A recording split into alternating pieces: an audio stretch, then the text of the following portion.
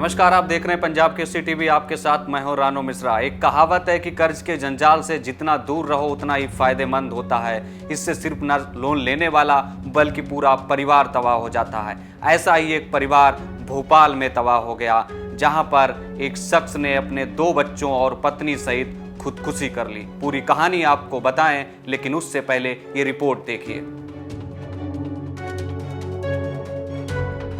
सब कुछ ठीक था।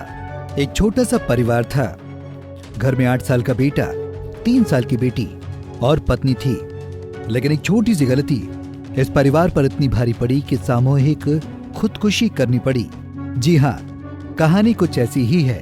ये कहानी है भोपाल के भूपेंद्र विश्वकर्मा की, जिन्होंने बीती 13 जुलाई को अपने 2 बच्चों को जहर देने के बाद पत्नी के साथ फांसी के फंदे से झूल गए। और इस सुसाइड की वजह थी 17 लाख रुपए कर्ज, जो भूपेंद्र विश्वकर्मा को जीने नहीं दे रहा था। घर के मुखिया ने इस परेशानी से निकलने की काफी कोशिश की, लेकिन जब बाहर निकलने का कोई रास्ता नजर नहीं आया तो जिंदगी खत्म करने का फैसला कर लिया। मरने से पहले इस परिवार ने 4 पेज का एक सुसाइड नोट छोड़ा है, जिसे पढ़कर आप समझ जाएंगे कि लोन ऐप के चंगुल में फंसना कितना दर्दनाक और जानलेवा हो सकता है। अपने 4 पन्नों के सुसाइड नोट में भूपेंद्र ने इंस्टेंट लोन ऐप से लिए कर्ज का जिक्र किया।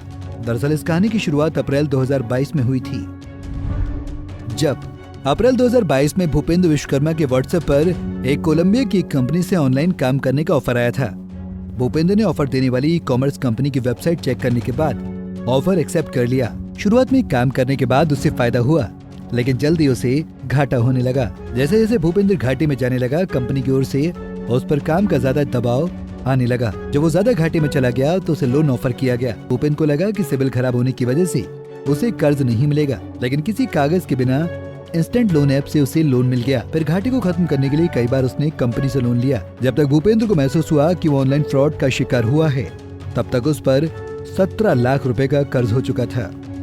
हालांकि साल बीता और इसी साल यानी कि जून के महीने में लोन देने वाली कंपनी पैसे की रिकवरी के लिए भूपेंद्र पर दबाव बनाने लगी। जून महीने में भूपेंद्र ने रिश्तेदारों से पैसा लेकर एक किश्त जमा की, लेकिन जुलाई में जब वो पैसे नहीं दे पाया तो कंपनी ने पैसा वसूलने के लिए खतरनाक तरीका अपनाया। लोन देने वाली कंपनी ने भूपेंद्र के मोबाइल और लैपटॉप को हैक करके उसके बैंक से पैसे निकाल लिए। इसके अलावा रिश्तेदारों के फोन नंबर पर भूपेंद्र और उसकी पत्नी के अश्लील एडिटेड फोटो और वीडियो भेजने लगे। इन सब चीजों से भूपेंद्र बेहद परेशान हो गया। इन सब से तंग आकर उसने पहले अपने 2 बच्चों को जहर दिया और फिर पत्नी के साथ फांसी लगा ली। ये तो कहानी रही भूपेंद्र विश्वकर्मा की, जिन्होंने अपने 2 बच्चों और पत्नी के साथ सुसाइड कर ली। अब ऐसे में सवाल ये उठता है कि आखिर जो कंपनियां, जो एप्लीकेशन हमको लोन प्रोवाइड कराते हैं, उनसे हम बचें कैसे? कैसे पहचानें कि हम ठगी का शिकार हो रहे हैं? सवाल ये भी उठता है, अगर ये एप्लीकेशन इलीगल हैं तो केंद्र सरकार या संबंधित राज्य सरकारें इन एप्लीकेशन के खिलाफ कार्रवाई क्यों नहीं करती? देश में डिजिटल लैंडिंग से जुड़े फ्रॉड तेजी से बढ़ रहे हैं। लोन देने वाले ऐप बिना किसी KYC डॉक्यूमेंट वेरिफिकेशन और बिना किसी लोन एग्रीमेंट के ही हर किसी को लोन दे रहे हैं। साल 2022 में गूगल ने भारत के 3500 इंस्टेंट लोन ऐप को प्ले स्टोर से हटाने का फैसला लिया। नियमों को तोड़ने की वजह से गूगल ने इन्हें बैड ऐप्स बताया था। इसके बावजूद प्ले स्टोर पर अभी सैकड़ों इंस्टेंट लोन ऐप्स एक्टिव हैं, जो आए दिन लोगों को कर्ज के जाल में फंसा रहे हैं। ऐसे में आप ये समझ लीजिए आखिर लोन ऐप काम कैसे करते हैं।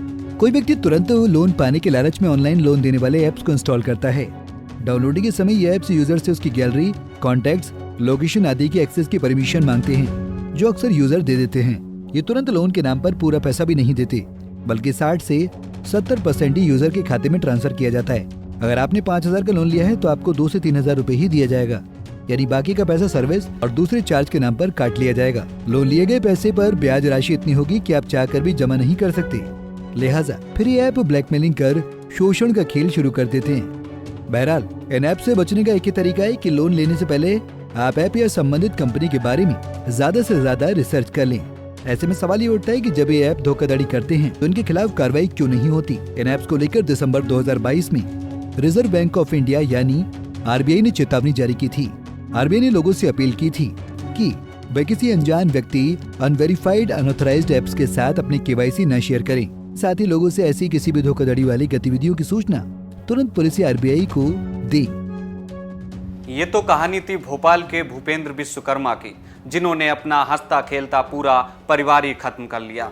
ज़्यादातर ऐसे मामले या फिर ज़्यादातर ऐसे एप्लीकेशन पड़ोसी मुल्क चीन से ऑपरेट किए जाते हैं। हालांकि फ्रॉड का यह धंधा कोई नया नहीं है, समय समय पर ऐसे मामले सामने आते रहते हैं। फिलहाल आज की पेशकश में इतना ही। आप देखते रहिए पंजाब केसरी टीवी। नमस्कार। हमसे जुड़े रहने के लिए हमारे YouTube चैनल को सब्सक्राइब करें और नई वीडियो की नोटिफिकेशन के लिए बेल आइकॉन को दबाएं।